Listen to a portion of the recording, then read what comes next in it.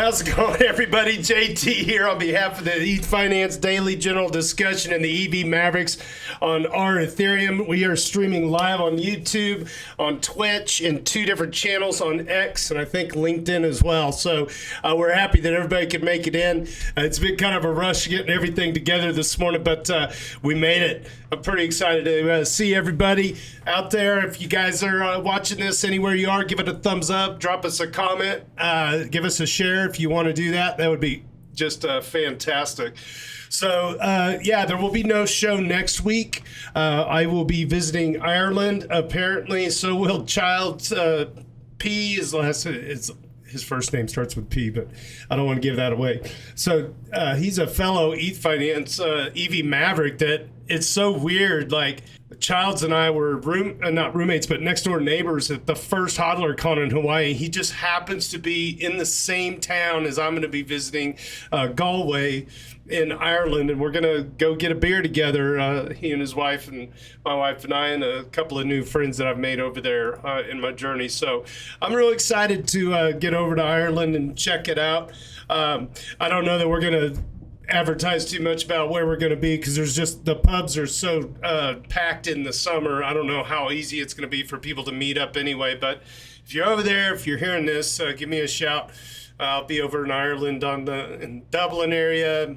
Let's see, the 8th through the 12th, leaving on the 12th to Galway, 12th to the 16th, and then back to Dublin. So, I can't wait to visit your country if you're from there, and if you've been there, I'm sure that you got good things to say about it. I guess the people are Midwest nice, and they drink all the Guinness and twice the Irish cream over there. So I'm excited. I got family heritage over in those parts. I never did do an Ancestry.com thing. I just, for now, and just enjoy what I see while I'm there. So I hope you guys are all doing great out there. It's a Friday in June 6th. This is our 114th episode. I don't have a guest today, but we got a slew of guests that are going to be coming down the pike all the way into August. We're booking straight up all the way through almost 2. I only got like 2 Fridays left in August. There's a chance I'll have somebody on the 20th. I got a couple of people in mind. I recently ran into a lawyer, and I think we need to have this conversation about end of life. What's a will versus a trust? How do we treat crypto? I met a young lawyer who is at least somewhat versed in crypto, not terribly well versed, but they have really good ways of describing what they view the asset to be as far as like property goes. And so it'd be good to have some Mavericks tune in because I think it's an important conversation we're all going to need to have. So I might put him on June 20th. But other than that, let's just go to dailydoots.com if you want to follow along. This website is designed and produced by our very own Hani Abu, a legend on X. If you haven't followed Hani Abu, you should. He does dailydoots.com and about 24 other websites dedicated to Ethereum and data metrics. So, and a big thanks to Tricky Troll for helping curate all of these dudes across our Ethereum on Reddit. And of course, the A word for curating what is today our weekly list. So if you haven't had a chance to subscribe to us, do that now. Give us a like I said, smash the bell, whatever you got to do to stay tuned. Episode 114 is underway. All right, so let's go ahead and take a look at our rich list here. Super Fizz is at the top, so we'll start at the bottom. JS Tears at 111. Actually, I need to maybe redo. Yeah, update. Here we go. JS Tears climbs up to 114. Aiden Cairo and Ethical Trade still tied at the 8 and 9 spots at 118. Crypto Currency at 121. Hani Abu at 129. He's climbing up. Tricky Troll at 155. Benito 2030 at 172. Logri the Bard is at 206. Harog is smashing it. He's at 220. And Super Fizz at the top of the leaderboard at 224. All right, we got a ton of upcoming events. If you haven't had a chance and you're in these areas, you should go check them out. ETH Belgrade, June 8th, 3rd through the 8th, And then the NFT conference, non-fungible conference, should say, NFC conference, is Lisbon, Portugal, June 4th through the 6th. June 11th through the 15th is Offscript in San Miguel de Allende, Mexico. Protocol Berg is in Berlin, Germany, June 12th through the 13th. We have June 13th through the 15th, ETH Kiev and Ukraine. Be sure to take your fiber optic cable with you, stretch it high above your head. DAppCon is in Berlin, Germany, 16th through the 18th. NFT NYC is in New York City, USA, June 23rd through the 25th. Permissionless 4 is also in New York City around that same time, 24th, 25th.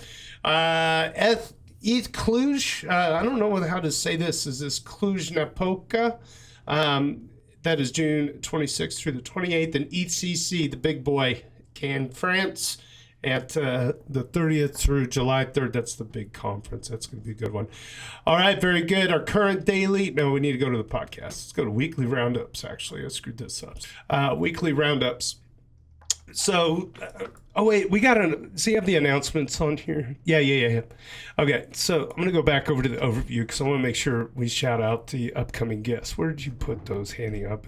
Daily Threads podcast. Let me look at the podcast, see if that has. Oh yeah, here we go.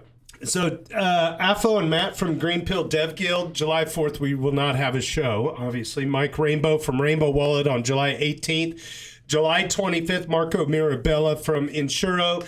Off the top of my head, we got Maple Finance. I don't have it on here, but Maple Finance is going to be coming down the pike. That's a guest of Logri the Bard. They're a really interesting group.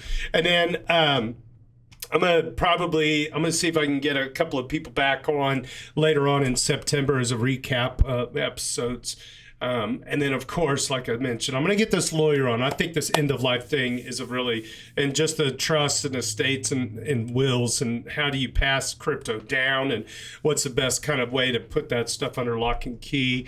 The big deal with trusts, and I'll just riff on this for a second, is it protects from probate. So if you have a trust set up and your kid, gets in trouble or whatever, some of the assets that they have in their possession actually belong to the trust, so they cannot be confiscated by the courts, so on and so forth. So it's a locking mechanism for your most precious. All right, very good. Let's go for it. He's got June 30th. This is incorrect date. Episode 114. Let's get right into the morning roundup. $10.9 chimes in Ethereum. Frank the Tank at $24.58 on the price. And Self-Made Millionaire looks like a relative newcomer to the Trinity at 0.23 on the ratio. Weekly haiku courtesy of JS Tears. Pre-confirmation, cross-chain communication, block space, abstraction. How does he do it? JS Tears, how do you do it? All right, sorry, I got some allergies kicking up. Insurance guy question, user insurance guy question. Notices a significant statement by the SEC, and then user Ethfan has an update on staking from the SEC. Insurance guy question is a duder number 5, and Ethfan, I know because I just graded him, Ethfan is a duder number 2 for this week. So this is huge information here by the SEC. If this goes through, this means staking ETH won't be considered a security transaction, which can eliminate the current tax burden we all have to pay with staking ETH awards. It also paves the way for an easier ETH staking ETF approval since brokerages won't have to worry about breaking security laws. This is massive regulation clarity. Yeah, it kind of makes sense. I love that. Would be fantastic. Okay, Ethfan replies. Ethfan's actually they're a duder number 2, but they've been along since the original ETH trader days. Wow, the SEC really added to the original statement since yesterday. They updated at least twice to further clarify items since it was posted. My question is for U.S. stakers. If staking rewards are deemed not securities, then would staking rewards only be taxed once as income or as capital gains? Interesting. Yeah, which do you prefer? Do you want it to be taxed once as income or as cap gain? Sorry, my allergies are killing me right now. So, yeah, do you want it taxed as income or as capital gains? The taxed as income is interesting because I would just basically, I don't know what percent they would take if they assessed it as income. If they take it as capital gains, well, if you staked it for a year and you held it for a year, technically, would that not be long term? 15%?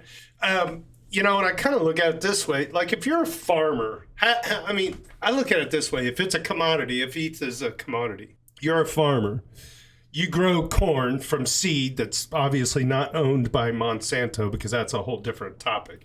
Did you guys know that? If you use seed from Monsanto, you cannot hold seed over for the next year's crop. They will sue you and take your farm. You sign paperwork. It's nuts, but it's true. I know farmers that deal with Monsanto. They have like some of the best products, but it's like you're chained to them. But let's say you're a farmer and you grow corn. You sell corn to the market, you get the market price, you pay the taxes off of that. But if your corn yields more corn, you don't get taxed on that until you sell it, you know? So I kind of view ETH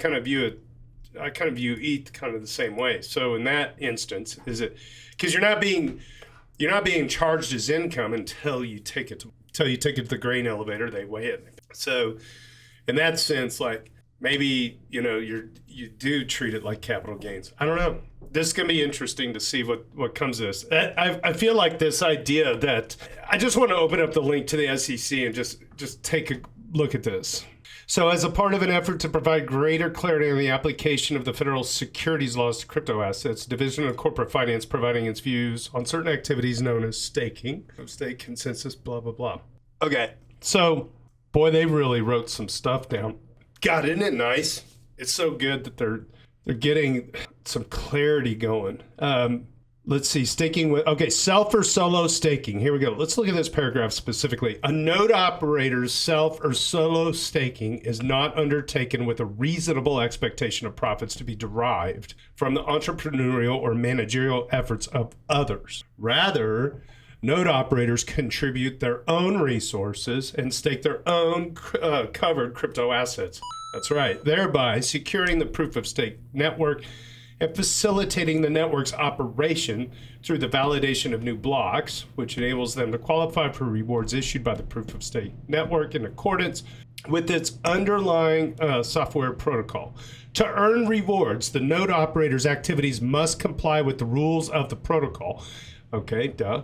By staking its own covered crypto assets and engaging, see, they capitalize this here, covered crypto asset, and engage. See, this is like new terminology. If they're putting capital letters on it, this is a well-defined thing. So it must have been defined maybe in another document. But anyway, by staking its own covered crypto assets and engaging in protocol staking, the node operator is merely engaging in an administrative or ministerial activity to secure the proof of stake network and facilitate its operation.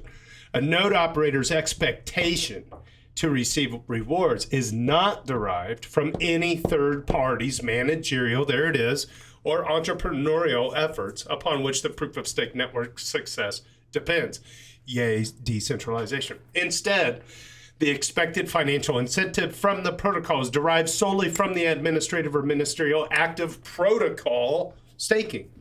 As such, rewards are payments to the node operator in exchange for the services it provides to the network, rather than profits derived from the entrepreneurial or managerial efforts to others. Am I the only one that's like excited they're writing it and they're putting it in black and white? Finally, all the things that we've been, championing for a long time. That's correct. There's no third party above that's facilitating the reward. The reward is being derived directly through the protocol. That's the payment. Love it. I love it. Great question, insurance guy. I love it. Congrats on making it to the weekly show. Excellent. Thank you for bringing that to the daily. All right, moving on down. Yeah, and if there's anybody that wants to join the conversation, jump on the Discord. You should have a link there in the description of this video if you want to jump on. Raise your hand if you're in the audience. You want to jump on stage with me. Happy to have you join the conversation. Okay, the Hans Gruber discusses operator numbers on NodeSet. There are now 60 plus operators with NodeSet running 12 validators each, with the other 100 or so operators catching up to the current maximum of 12. The amount of ETH committed or expected thus far is going to take each operator closer to 50 each. Couple 100,000 ETH staked across a diverse and decentralized group of home stakers, semi-pro, and pro operators, with the average validator performance matching exceeding existing massive and centralized entity, whilst upholding Ethereum's ethos and retaining the ability to scale to whatever size of deposits roll in. When the staking ETFs go live, it will only be a matter of time before they realize some, if not all of that ETH can and should be staked with NodeSet. Disclaimer, I am an operator with NodeSet and lack the ability to be bearish. That is the Hans Gruber. He's a Deuter 34. You heard it from the Hans Gruber. User Fill the Dots is looking for feedback on self-custody setup. Oh boy, here we go, self-custody. Fill the Dots is a Deuter number 1. Congratulations on getting onto the weekly show as a Deuter number 1. Congratulations, fantastic. All right, very good. Fill the dots. It's still clapping. How did I get myself muted? That's cool. Oh, wow. I have a hotkey set up on my pad here. Okay, apologies out there if I was cutting in and out on Discord. All right, Fill the Dots, Deuter number 1. Hi, all. A few months ago, I wrote some considerations about how to achieve a convenient yet safe self-custodial setup. Recently, I put some more thought into it, taking inspiration from established bank security approaches, interesting, and running through some common scenarios. I am posting my thoughts here to gain valuable feedback and check whether I'm missing something and sharing it with whom might be looking for some similar solutions. Here's the objective. Bullet number 1, conveniently use only your phone for daily spending. Nice. Number 2, have a bank equivalent degree of safety against common scenarios and still have full self-custody, and it's got to be relatively cheap. The cost is basically a tracer. Here's the setup. The core of it is a safe account in a 2 of 2 configuration with the following features.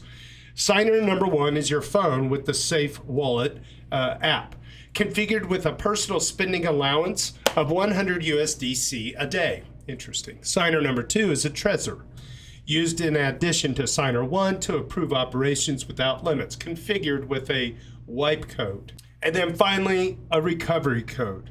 See Safe Recovery module. Let me open this up. Configured with a 1-month delay, written in encrypted form on one or more pieces of non-degradable material and placed in one or more secret locations. Okay, so there's help.safe.global site, account recovery with Safe. It's a recovery hub, and it's like it gives you the instructions on how to do this. Okay, the common and less common loss and theft scenarios. Number 1, what if my phone in this scenario gets stolen or lost? Your funds are safe, as an attacker would still need to bypass your PIN and password and your fingerprint and face protection. And even in such high unlikely case, he would be able to steal only 100 USDC per day. Use the recovery code to reassign the signing rights. So now, what if my Trezor gets stolen or lost? The same reasoning for the phone applies. Use the recovery code to reassign signing rights. Number 3, what if my recovery code gets lost or stolen? An attacker would still need the decryption password to access it. Should he somehow have it, he'd still have to wait for a month to take control of the account, during which you'd get notified on the Safe Wallet app and be able to cancel the attempt. Use your phone and the Trezor to replace the recovery code. And finally, what if I'm threatened with a $5 wrench to hand everything over? Pretend the Trezor is broken and give the attacker the wipe code. Using that will make the device effectively unusable. From that moment, the only option the attacker has is to use your recovery code and wait for a month. Hopefully, you get rescued in that time. Okay, well, a couple of features I wish Safe had to make this even better. The ability to block spending immediately without delay using the recovery code. Ah, nice. This would allow to immediately block the attacker from accessing your 100 USDC daily allowance in the worst case of scenario number 1. The ability to replace the recovery code with a social recovery, similarly to Argent's Guardians. Good stuff, Fill the Dots. User Fill the Dots. That's so good. I always love it when the first time Deuter gets on the show with some banging advice. Oh, enjoy. All right, moving on down. User SM3GH34D investigates the bandwidth implications of pumping the gas, and user Bigger Footer covers bigger footer. What a name. User bigger footer covers all core dev support for the 60 million gas limit. Let me look at SM3's Doots score is a Deuter number 13. Looks like minimal gravitas got it on this one. And the other person in this thread, let's see, down here. Okay, so there's a link to the Ether research here. You can check it out as well. It says using the EIP 7623 EIP estimates for 30 million gas, the max block size post-Pectra for a 60 million gas block should be around or a little less than 2 megabytes. Maybe that's megabits. That's still significantly lower than max block size before Pectra at 30 million. The sustained block traffic will be higher at 60 million, but likely won't be too terrible. Did you see the empirical research from Panda Ops? It's worth checking your bandwidth at home. Maybe limit your peer count by half if you notice a big spike in utilization. Execution peers are mostly a cost, except during reorgs. Most nodes can get by very well with 25 or fewer execution peers, but most clients default to 50 plus. Consensus layer peers affect financial performance, so I'd be more judicious about dropping below the typical default of 100. I would measure my traffic before and after and react to what you observe. There are a number of variables like peer-to-peer transaction propagation, serving sync traffic, etc., that make giving a reliable traffic estimate fraught. User bigger footer replies. Now I can see their score. I want to make sure I get this out there. Deuter number 1 coming in with the reply.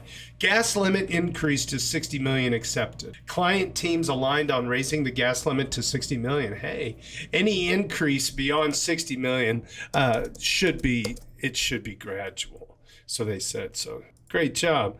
I like it. I love it. I love it. I love it when a plan comes together. User Grow the Pie delivers some impressive growth stats on Ethereum this last week. Grow the Pie is growing fast on our list with so much great engagement. Thank you so much, Grow the Pie, for contributing to the our Ethereum Daily General Discussion, a Deuter number 41 for this week. Last week, Ethereum weekly engagement hit a new all-time high. Over 17 million addresses engaged with the Ethereum ecosystem last week. It's up 16.95% from last week. Most of the growth came from wallets using a single layer 2 with a slight increase in cross-layer activity. For the full breakdown, looks like 86.2% were single layer 2, Ethereum mainnet at 10.4, multiple layers 1.9, and cross-layer at 1. Top 3 change, base, and then followed by Ethereum mainnet, followed by for cross-chain, it looks like, top 3 chains, and it's a little out of order. Looks like Base and, I see what they did here. Okay, my apologies. Yes, Base followed by Ethereum mainnet, followed by Arbitrum 1. Moving on to the monthly metrics for May, we have seen all-time highs in throughput, active addresses, transaction count, Ethereum blobs, and data posted. Thank you so much, Grow the Pie, for all the stats. You do such a great job helping us with this information. User Harog details the announced reorganization of the Ethereum Foundation Research and Development. Yesterday, there was a big announcement of a reorganization of the Ethereum Foundation Research and Development, which they now call Protocol with a capital P. Let's go. We had a discussion here a few weeks ago about reorganizing the Ethereum Foundation structure.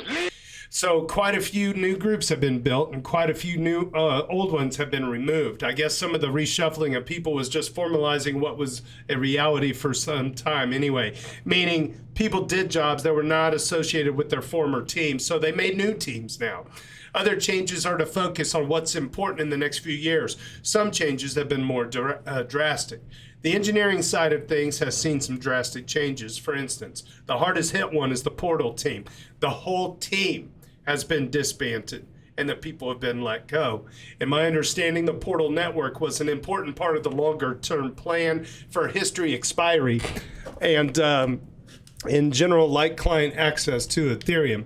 Apparently, it was not deemed important. Similar is the Epsilon team. Only 2 of the 7 people stayed at the Ethereum Foundation.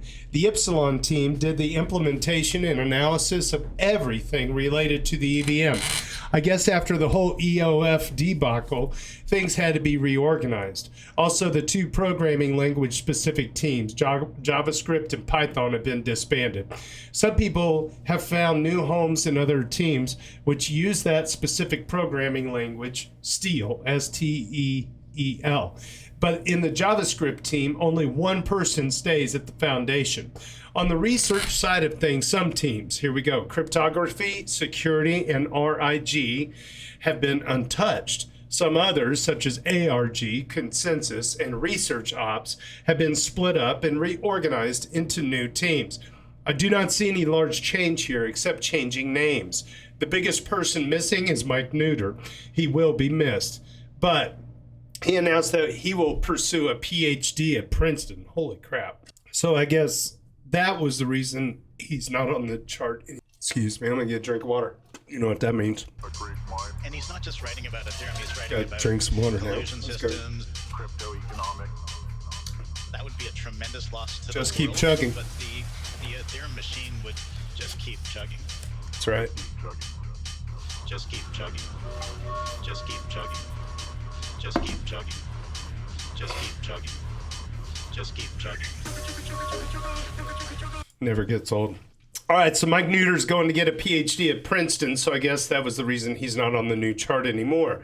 Again, as an outsider like me, it's hard to tell if the changes are good or bad, but things are changing at the Ethereum Foundation. Edit. Completely forgot to mention Peter, who was the Geth lead, is not on the new chart anymore. Not surprising, as he was on a sabbatical since last autumn, and it did not sound like he was coming back anyway. With this new chart, it seems to be definitive. He never was the easiest person in the space, especially his emotional tweets have not made him a lot of friends. But he led the Geth team since 2017 or so after Jeff Wilk left for health reasons. Peter and the Geth team were responsible that Ethereum had a very stable and resilient client, even during the more stormy weathers of its past. All right, good stuff. Good. All right, Nixo.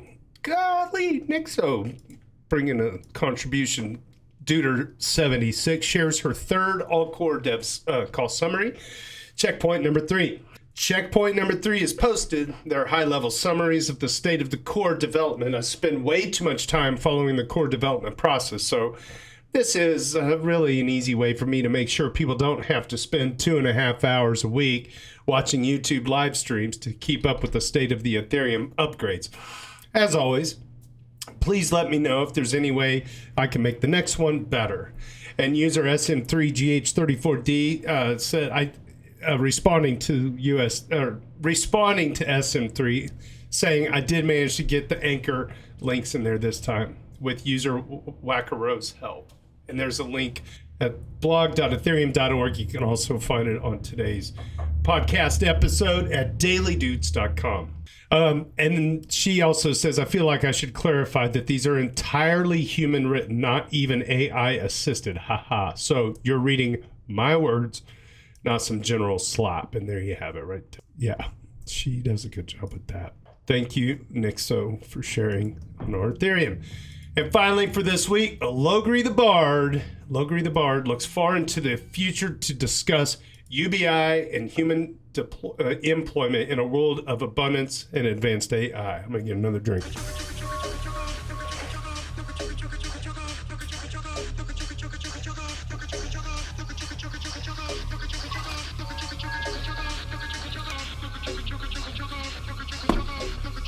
Nice. All right. Next up in my AI post series, boy, here we go. I'll be talking about UBI and full employment. Strap in. Here we go. The second outcome is that we recognize the horrors laying ahead and manage to coordinate as a species at an unprecedented level. There are many challenges here. Not only do we not have consensus at a philosophical level on, quote, giving people free money, unquote, the entrenched power structures will work at every step to protect the status quo.